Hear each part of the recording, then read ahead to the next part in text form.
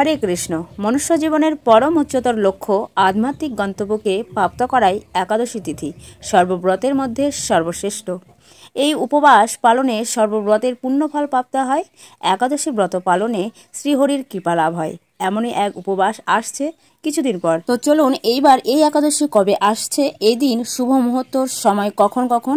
প্রতি বছর ফাল্গুন মাসের কৃষ্ণপক্ষের একাদশী বিজয়া একাদশী নামে পরিচিত। কলিযুগের সমস্ত রোগ দোষ এবং শত্রুদের উপর জয়লাভের ব্রতকে বিজয়া একাদশী বলা হয়। বিজয়া একাদশী ফাল্গুন মাসে পড়ে। রাক্ষস রাজা রাবণের সাথে যুদ্ধ করার আগে ভগবান শ্রীরাম স্বয়ং এই ব্রত পালন করেছিলেন, আর সেই ব্রতের ফলস্বরূপ সেই ভয়ঙ্কর যুদ্ধ থেকে বিজয় প্রাপ্ত হয়েছিল।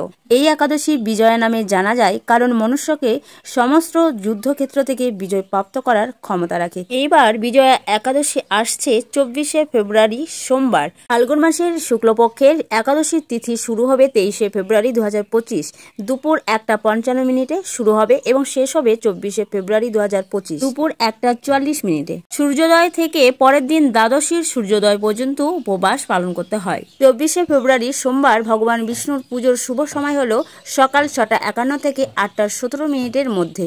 বিজয়া একাদশীর উপবাস পরদিন পারণ 25শে ফেব্রুয়ারি 2025 সকাল 6:01 থেকে 9:53 মধ্যে। উপযুক্ত সময়ে শস্য জাতীয় প্রসাদ গ্রহণ করে পালন করে নিতে হবে। বিজয়া একাদশীর সিদ্ধ যোগ শুরু হবে 23শে ফেব্রুয়ারি 2025 সকাল 11:19 শুরু হবে এবং 24শে ফেব্রুয়ারির সকাল 10:05 পর্যন্ত চলবে। এই দিনেই সূর্য ও বুধ কুম্ভ রাশিতে প্রবেশ করবে, যার ফলে বুধ আদিত্য যোগ তৈরি হবে। বিজয়া একাদশীর দিন কোন কাজগুলি করবেন এবং কোন কাজগুলি একেবারেই নিষিদ্ধ জানুন।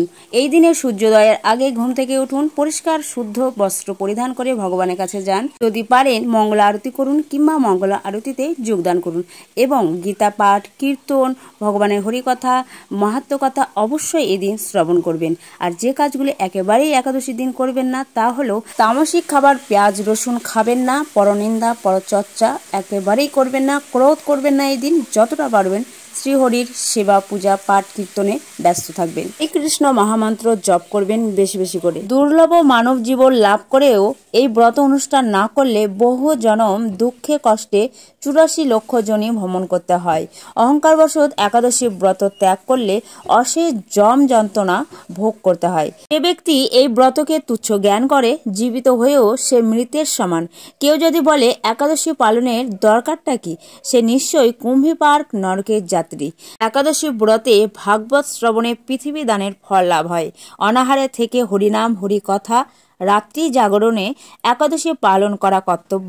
কেউ যদি একাদশী ব্রতে শুধু উপবাস করে তাতে বহু ফল পাওয়া যায়। শুদ্ধ ভক্তরা এই দিন একাদশ ইন্দ্রিয়কে শ্রীকৃষ্ণের চরণে সমর্পণ করেন। একাদশীতে শস্য মধ্যে সমস্ত পাপ অবস্থান করে, তাই চাল ডাল আটা ময়দা সুজি সরিষা আদি জাতীয় খাদ্যদ্রব্য একাদশীর দিনে বর্জন করা উচিত। নির্জলা উপবাস সর্ব উত্তম, কিন্তু শারীরিক দিক থেকে যদি অসুবিধা থাকে, অসমর্থ হন, তাহলে ফল জল দুধ এমনকি আলু পেঁপে কলা ঘিয়ে বা সূর্যমুখী তেলে ভেজে রান্না করে গ্রহণ করতে পারেন অনুকল্প প্রসাদ রূপে। একাদশী উপবাস অত্যন্ত গুরুত্বপূর্ণ, তবে কেবল অনাহারে উপবাস করাটাই মুখ্য উদ্দেশ্য নয়। মুখ্য উদ্দেশ্য হচ্ছে গোবিন্দ বা শ্রীকৃষ্ণের প্রতি অধিক শ্রদ্ধা ও প্রেম পরায়ণ হওয়া। একাদশীর দিন ভোরের শয্যা ত্যাগ করে শুচিশুদ্ধ হয়ে শ্রীহরির মঙ্গল আরতিতে অংশগ্রহণ করতে হয়।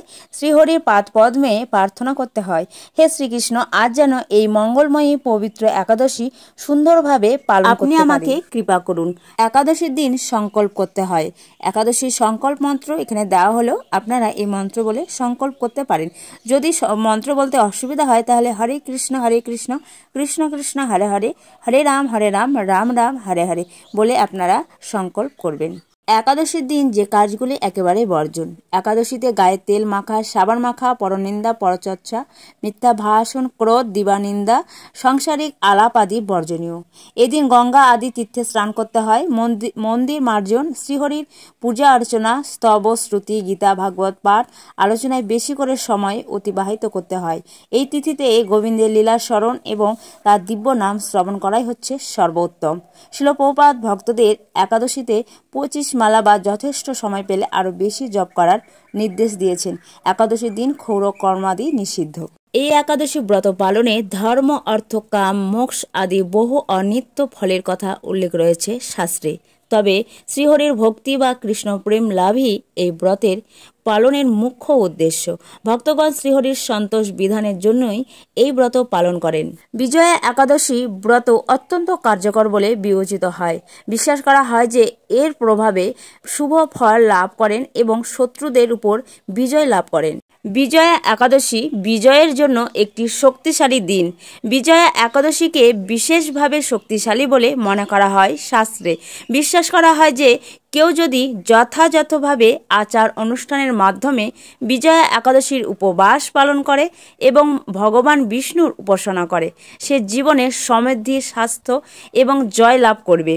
এটি আপনার জীবন থেকে যে কোনো নেতিবাচকতা দূর করতে সাহায্য করে। আজকের ভিডিও এই পর্যন্ত। বিজয়া একাদশীর যাবতীয় ভিডিও তথ্য আমি তুলে ধরলাম। আশা রাখছি ভিডিওটি আপনার জন্য উপযোগী হবে। পরবর্তী বিজয়া একাদশী ব্রত মাহাত্ম্য কথা শ্রবণ করার জন্য অবশ্যই এই ভিডিওতে একটি লাইক করুন এবং চ্যানেলটিকে সাবস্ক্রাইব করে রাখুন। হরে কৃষ্ণ, সকলকে ধন্যবাদ।